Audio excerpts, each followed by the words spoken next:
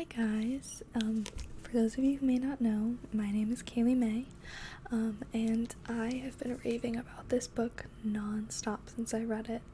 We're going to be doing a reading of this book today, soft spoken actually, not my usual whispering, and I really hope that it impacts you guys, or that you find meaning in this book in the same way that I did, because, I don't know, I think that our perception of love is a little messed up as a society, and I want to live a life more full of love, and I don't want you guys to think this is some sappy romance type novel. This is about love within your friendship, familial love, self-love, as well as romantic love, love within spirituality, and just living life. I don't know. I personally think love is one of the most important things in my life. It's part of being human, and it's part of what makes us human. And I really do hope you guys enjoy this book as much as I did. Alright, enjoy! Chapter 1. Clarity. Give love words. As a society, we are embarrassed by love. We treat it as if it were an obscenity. We reluctantly admit to it. Even saying the words makes us stumble and blush. Love is the most important thing in our lives, a passion for which we would fight or die, and yet we're reluctant to linger over its names. Without a supple vocabulary, we can't even talk or think about it directly. Diane Ackerman.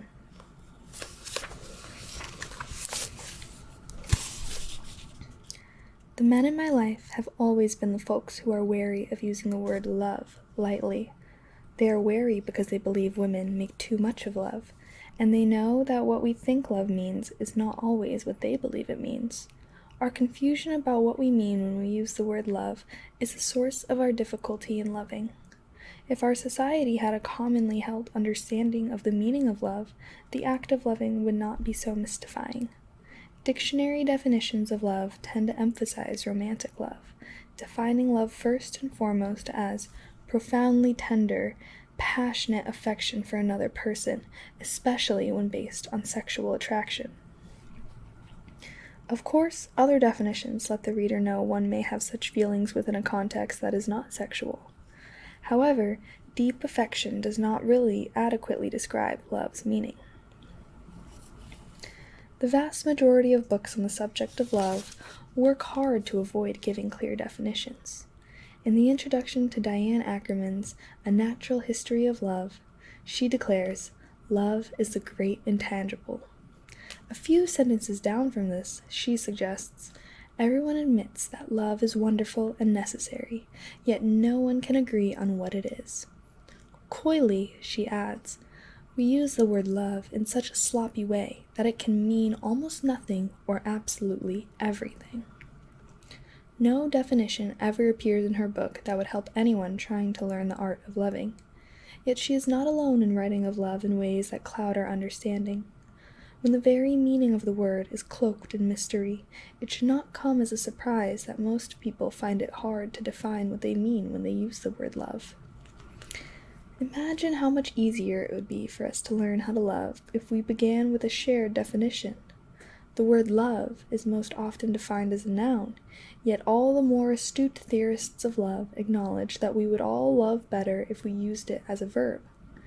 I spent years searching for a meaningful definition of the word love and was deeply relieved when I found one in psychiatrist M. Scott Peck's classic self-help book, The Road Less Traveled, first published in 1978. Echoing the work of Erich Fromm, he defines love as the will to extend oneself for the purpose of nurturing one's own or another's spiritual growth. Explaining further, he continues, "Love is as love does. Love is an act of will, namely, both in intention and in action. Will also implies choice. We do not have to love. We choose to love." Since the choice must be made to nurture growth, this definition counters the more widely accepted assumption that we love instinctually. Everyone who has witnessed the growth process of a child from the moment of birth on sees clearly that before language is known, before the identity of caretakers is reorganized, babies respond to affectionate care.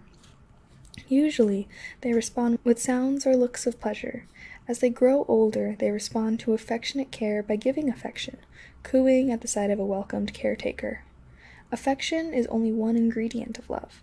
To truly love, we must learn to mix various ingredients: care, affection, recognition, respect, commitment, and trust, as well as honest and open communication.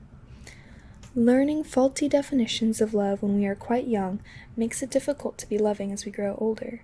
We start out committed to the right path, but go in the wrong direction. Most of us learn early on to think of love as a feeling.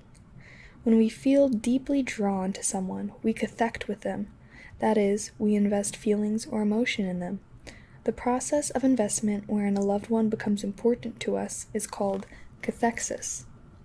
In his book, Peck rightly emphasizes that most of us confuse cathecting with love. We all know how often individuals feeling connected to someone through the process of cathecting insist that they love the other person, even if they are hurting or neglecting them. Since their feeling is that of cathexis, they insist that what they feel is love. When we understand love as the will to nurture our own and another's spiritual growth, it becomes clear that we cannot claim to love if we are hurtful and abusive. Love and abuse cannot coexist. Abuse and neglect are, by definition, the opposites of nurturance and care. Often, we hear of a man who beats his children and wife and then goes to the corner bar and passionately proclaims how much he loves them. If you talk to the wife on a good day, she may also insist he loves her, despite his violence.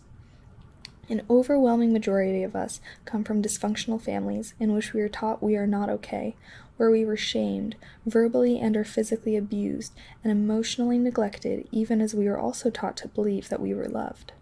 For most folks, it is just too threatening to embrace a definition of love that would no longer enable us to see love as present in our families. Too many of us need to cling to a notion of love that either makes abuse acceptable or at least makes it seem that whatever happened was not that bad. Raised in a family in which aggressive shaming and verbal humiliation coexisted with lots of affection and care, I had difficulty embracing the term dysfunctional. Since I felt and still feel attached to my parents and siblings, proud of all the positive dimensions of our family life, I did not want to describe us by using a term that implied our life together had been all negative or bad. I did not want my parents to think I was disparaging them. I was appreciative of all the good things that they had given the family. With therapeutic help, I was able to see the term dysfunctional as a useful description and not as an absolute negative judgment. My family of origin provided, throughout my childhood, a dysfunctional setting, and it remains one. This does not mean that it is not also a setting in which affection, delight, and care are present. On any day in my family of origin, I might have been given caring attention, wherein my being a smart girl was affirmed and encouraged. Then, hours later, I would be told that it was precisely because I thought I was so smart that I was likely to go crazy and be put in a mental institution where no one would visit me. Not surprisingly, this odd mixture of care and unkindness did not positively nurture the growth of my spirit. Applying Peck's definition of love to my childhood experience in my household of origin, I could not honestly describe it as loving. Pressed in therapy to describe my household of origin in terms of whether it was loving or not, I painfully admitted that I did not feel loved in our household, but that I did feel cared for. And outside of my household of origin, I felt genuinely loved by individual family members, like my grandfather.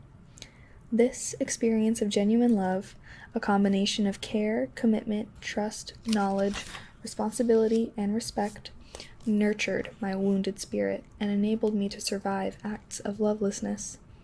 I am grateful to have been raised in a family that was caring, and strongly believe that had my parents been loved well by their parents, they would have given that love to their children. They gave what they had been given, care. Remember, care is a dimension of love, but simply giving care does not mean we are loving. Like many adults who were verbally and or physically abused as children, I spent a lot of my life trying to deny bad things that had happened, trying to cling only to the memory of good and delicious moments in which I had known care. In my case, the more successful I became, the more often I wanted to cease speaking the truth about my childhood. Often, critics of self-help literature and recovery programs like to make it seem that far too many of us are eager to embrace the belief that our families of origin were are or remain dysfunctional and lacking in love, but I have found that, like myself, most people, whether raised in excessively violent or abusive homes or not, shy away from embracing any negative critique of our experiences. Usually, it requires some therapeutic intervention, whether through literature that teaches and enlightens us, or therapy, before many of us can even begin to critically examine childhood experiences and acknowledge the ways in which they have had an impact on our adult behavior. Most of us find it difficult to accept a definition of love that says we are never loved in a context where there is abuse. Most psychologically and/or physically abused children have been taught by parenting adults that love can coexist with abuse, and in extreme cases, that abuse is an expression of love. This faulty thinking often shapes our adult perceptions of love, so that just as we would cling to the notion that those who hurt us as children loved us, we try to rationalize being hurt by other adults by insisting that they love us. In my case, many of the negative shaming practices I was subjected to in childhood continued in my romantic adult relationships. Initially, I did not want to accept a definition of love that would also compel me to face the possibility that I had not known love in the relationships that were most primary to me. Years of therapy and critical reflection enabled me to accept that there was no stigma attached to acknowledging a lack of love in one's primary relationships. And if one's goal is self-recovery, to be well in one's soul, honestly and realistically confronting lovelessness is part of the healing process. A lack of sustained love does not mean the absence of care, affection, or pleasure. In fact, my long-term romantic relationships, like the bonds in my family, have been so full of care that it would be quite easy to overlook the ongoing emotional dysfunction. In order to change the lovelessness in my primary relationships, I had to first learn anew the meaning of love, and from there learn how to be loving. Embracing a definition of love that was clear was the first step in the process. Like many who read The Road Less Traveled again and again, I am grateful to have been given a definition of love that helped me face the places in my life where love was lacking. I was in my mid-20s when I first learned to understand love as the will to extend oneself for the purpose of nurturing one's own or another's spiritual growth. It still took years for me to let go of learned patterns of behavior that negated my capacity to give and receive love.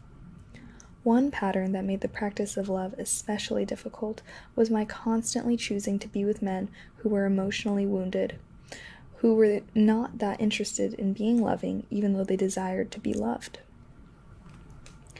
I wanted to know love, but I was afraid to surrender and trust another person. I was afraid to be intimate. By choosing men who were not interested in being loving, I was able to practice giving love, but always within an unfulfilling context. Naturally, my need to receive love was not met.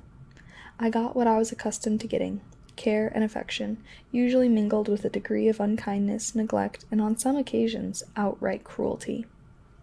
At times, I was unkind. It took me a long time to recognize that while I wanted to know love, I was afraid to be truly intimate.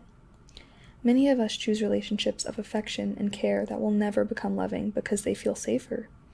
The demands are not as intense as loving requires. The risk is not as great. So many of us long for love, but lack the courage to take risks. Even though we are obsessed with the idea of love, the truth is that most of us live relatively decent, somewhat satisfying lives, even if we often feel that love is lacking. In these relationships, we share genuine affection and/or care. For most of us, that feels like enough, because it usually is a lot more than we received in our families of origin. Undoubtedly, many of us are more comfortable with the notion that love can mean anything to anybody precisely because when we define it with precision and clarity, it brings us face to face with our lacks, with terrible alienation. The truth is, far too many people in our culture do not know what love is, and this not knowing feels like a terrible secret, a lack that we have to cover up. Had I been given a clear definition of love earlier in my life, it would not have taken me so long to become a more loving person. Had I shared with others a common understanding of what it means to love, it would have been easier to create love. It is particularly distressing that so many recent books on love continue to insist that definitions of love are unnecessary and meaningless. Or worse, the authors suggest love should mean something different to men than it does to women, that the sexes should respect and adapt to our inability to communicate since we do not share the same language. This type of literature is popular because it does not demand a change in fixed ways of thinking about gender roles, culture, or love. Rather than sharing strategies that would help us become more loving, it actually encourages everyone to adapt to circumstances where love is lacking. Women, more so than men, rush out to purchase this literature. We do so because collectively we are concerned about lovelessness. Since many women believe they will never know fulfilling love, they are willing to settle for strategies that help ease the pain and increase the peace, pleasure, and playfulness in existing relationships, particularly romantic ones. No vehicle in our culture exists for readers to talk back to the writers of this literature, and we do not really know if it has been truly useful, if it promotes constructive change. The fact that women, more than men, buy self-help books using our consumer dollars to keep specific books on bestseller lists is no indication that these books actually help us transform our lives. I have bought tons of self-help books. Only very few have really made a difference in my life. This is true for many readers. The lack of an ongoing public discussion and public policy about the practice of love in our culture and in our lives means that we still look to books as a primary source of guidance and direction. Large numbers of readers embrace Peck's definition of love and are applying it to their lives in ways that are helpful and transformative. We can spread the word by evoking this definition in day-to-day conversations, not just when we talk to other adults, but in our conversations with children and teenagers. When we intervene on mystifying assumptions that love cannot be defined by offering workable, useful definitions, we are already creating context where love can begin to flourish. Some folks have difficulty with Peck's definition of love because he uses the word spiritual. He is referring to that dimension of our core reality where mind, body, and spirit are one. An individual does not need to be a believer in a religion to embrace the idea that there is an animating principle in the self, a life force, some of us call it a soul, that when nurtured enhances our capacity to be more fully self-actualized and able to engage in communion with the world around us. To begin by always thinking of love as an action rather than a feeling is one way in which anyone using the word in this manner automatically assumes accountability and responsibility. We are often taught that we have no control over our feelings, yet most of us accept that we choose our actions, and that intention and will inform what we do. We also accept that our actions have consequences. To think of actions shaping feelings is one way we rid ourselves of conventionally accepted assumptions, such as that parents love their children, or that one simply falls in love without exercising will or choice, that there are such things as crimes of passion, i.e., he killed her because he loved her so much. If we were constantly remembering that love is as love does, we would not use the word in a manner that devalues and degrades its meaning. When we are loving, we openly and honestly express care, affection, responsibility, respect, commitment, and trust. Definitions are vital starting points for the imagination. What we cannot imagine cannot come into being. A good definition marks our starting point and lets us know where we want to end up. As we move toward our desired destination, we chart the journey, creating a map. We need a map to guide us on our journey to love, starting with the place where we know what we mean when we speak of love. That was the end of chapter 1. Well, thank you guys for watching. I hope you enjoyed.